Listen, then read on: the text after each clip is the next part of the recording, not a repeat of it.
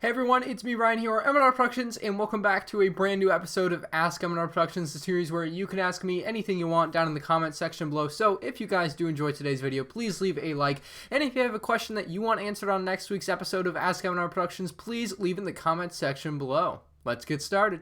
The first question comes from Tristan D Productions, and he says, would you like to see a LEGO Star Wars UCS Gungan city? Not really. I don't really think it's something that's especially given that it's underwater, so I don't really know how they would sell that. I think Boss Nass is a character that LEGO should make. I think if the Gungan City UCS set was made, I guess, that was a character that they should have in it, but I think he should just come in another set that's a lot cheaper. A UCS Gungan City just doesn't make sense, as it's something that's not that popular from the Phantom Menace, and it doesn't get much screen time, and there's a lot of other UCS sets they could make. The next question from John says, what's your most expensive purchase on LEGO? Well, my most expensive purchase on LEGO was actually very recent, and it was when I bought the UCS Millennium Falcon. It was over $800 total with tax, so that's definitely my most expensive purchase. I definitely had some purchases in the past when I buy like the whole wave of sets all at once that were like $300 or $400, but other than that, this is the UCS Millennium Falcon been the most expensive LEGO trip I've ever made. Arm All-Star 100 says, when does LEGO go on clearance at large retailers? How do you find out about sales? Cool video, thanks. Well, finding out about sales is pretty easy. Just keep an eye on the local ads and on the websites. You can see their websites still have like the sales on there. It's pretty easy. Or if you go into the store, you'll be able to see what they have on sale on the shelves. But as far as clearance goes, that's a little bit harder to track. Now, there's this great website called Brickseek where you can go in and basically put in the DCPI, if you guys know what that is, and see if it's on sale or clearance at Target. But other than that, most clearances happen right after Christmas and during summer, around the 4th of July. Those are the two big clearance times of the year. Now, there was one recently right before Force Friday for some Star Wars stuff, but the main two clearance times of the year are right after Christmas and right around 4th of July. Other than that, it's a little bit hit and miss. Your mileage may vary. You never know what you're going to see. All the stores do their clearance differently, basically, so you really have to just be checking the shelves. That's really the only way. Old Man's Lego Bricks says, MandRproductions, are you going to rebuild the UCS Millennium Falcon? Well, probably not. I think I'm going to sell it because I really don't want to rebuild it without numbered bags. Now, those of you who have bought LEGO sets recently obviously would know that most sets have numbered bags like 1, 2, 3, 4, etc., where you don't have to dump out all the pieces at once and stick through them. You just have to dump out a section of the pieces. Well, after taking apart the UCS Millennium Falcon, obviously, it no longer has those numbered bags, and it makes the building process a lot difficult, especially on the scale that the UCS Millennium Falcon is, which is about 7,600 pieces, I think. So that's way too many for me, and I'm not really looking forward to that, so I think I'm going to sell it, and then I'm going to buy another one and just hold on to it in the box until I have like a really cool way to display it in the future. It's going to be like something that I'm going to keep, and it's going to be really cool, but that's my plan for that. The Brickmaster 2.0 says, do you like being considered controversial? I mean, I guess if you want to call it that. I just like to think that Brickbuster was doing the right thing. Yeah, I mean, if someone's doing something bad, I'm not just going to sit there and let it happen, you know, but I guess all press is good press, right? Red7 standing by says, what the heck made you think it was a good idea to drop test the UCS Millennium Falcon? Well, I got a sponsorship, and basically they were like, hey, we'll sponsor this video. So I was like, all right, deal. Brickley, obviously, you guys know. Definitely check out Brickley. It's a really cool app where basically it's only LEGO, so it filters out all the crap that you see on Instagram, and it's a lot more high quality, it feels like. So if you guys want to check it out, it's Brickley.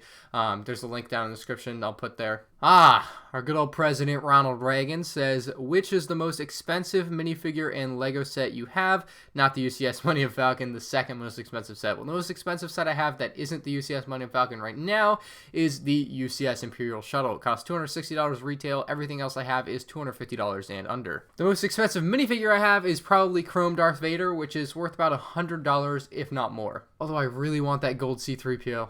Matthew Jones says, do you like the 2008 Star Wars The Clone Wars TV show? And if so, what is your favorite episode? Well, I really loved the 2008 Star Wars The Clone Wars series. All the years that it was there for 5 or 6 years, obviously. I have a lot of Clone Wars sets on my shelf. I really did enjoy it. It's what really got me into it after episode 3 that they kept it alive. And it was a really great series. I don't really have a favorite episode per se. I honestly can't even remember many of them or many of the plot lines. I haven't watched it in that long, and it's not something that I really retained. But it's a a really cool sit down and watch it, have fun type TV show. And every once in a while, I guess I watch a couple episodes on Netflix, but I'm not that too big into rewatching stuff and really keeping up with what my favorite episode is, but I don't have a favorite episode. The G channel says, do you use hair products? No, I don't use hair products. The one and only says, what is your favorite Star Wars Rebels set? Well, there's a few good Star Wars Rebels sets. The Ghost is pretty cool, although I don't own it. I did at one point have the Wookiee gunship, and I think that's a really cool and unique looking set. It was actually really well built. I kind of wish I didn't sell it, but I still really like that one. The newer Phantom is a really nice and clean design, much like the Separatist Shuttle. It's a little bit too close for me, but the new Phantom is pretty cool. I'd probably say the Wookiee gunship just based on its uniqueness. I just thought it was a really cool set. I might repurchase it in the future. The Wookiee gunship is probably my favorite Star Wars Rebels set, although I'm sure I'm missing something that I just really love, right? IS2 says, what do you think about Brick Mania and Brick Arms? Well, Brick Mania and Brick Arms, for those of you guys that don't know, create military custom Lego pieces. They aren't really Lego, but they are plastic pieces that fit with Lego. They're pretty much Lego. Really, really cool custom military kits as well, although they are a little bit pricey for the kits, but the weapons are really awesome. I actually ordered some back in like 2011, and the order came in messed up, and I was like, hey, this is messed up. You didn't include some things, and they just sent out what I was missing, and it was really good. They have great customer service, as far as I know, from my one experience. But Brick Arms and Brick Mania, or Brick Arms specifically, that was.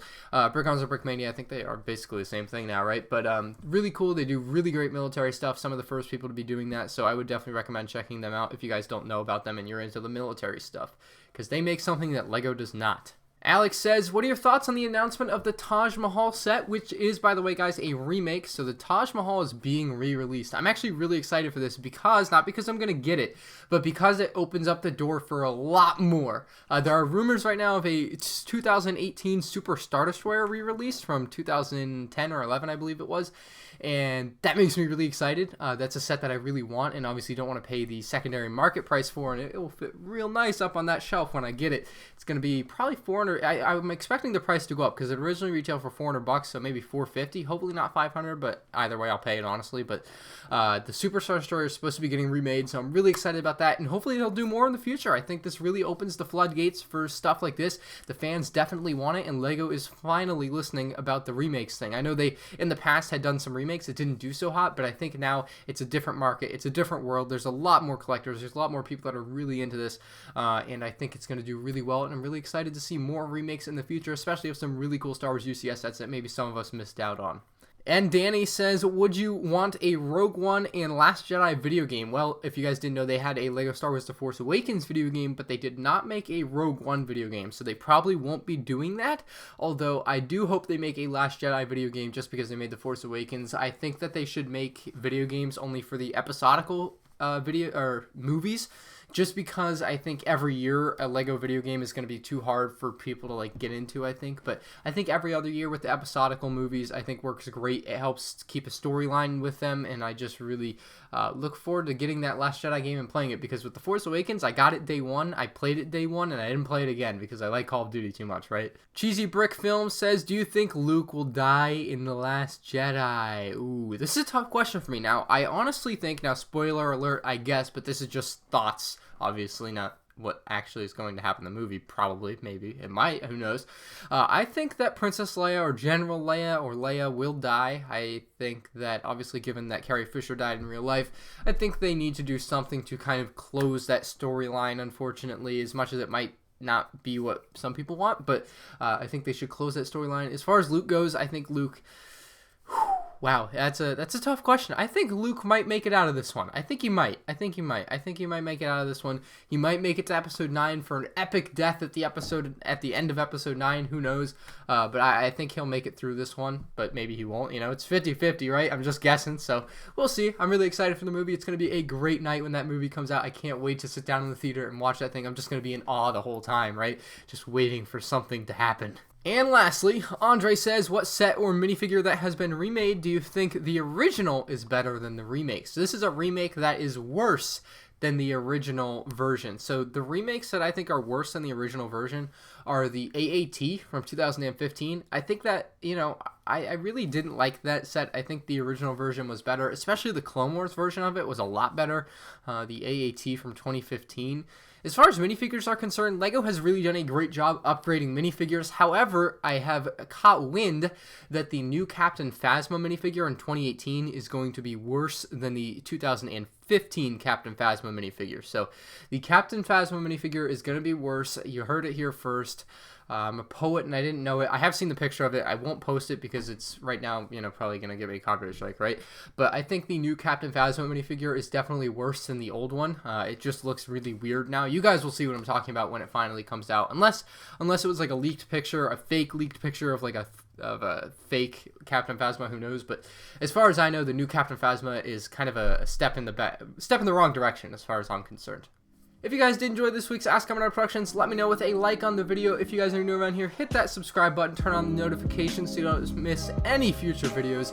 And if you have a question that you want me to answer on next week's episode, leave it in the comment section below, guys. I'll be scouring through them looking for good questions. So I appreciate all the questions you guys send in. I will see you all in next week's video. Peace out. I gotta play some Call of Duty.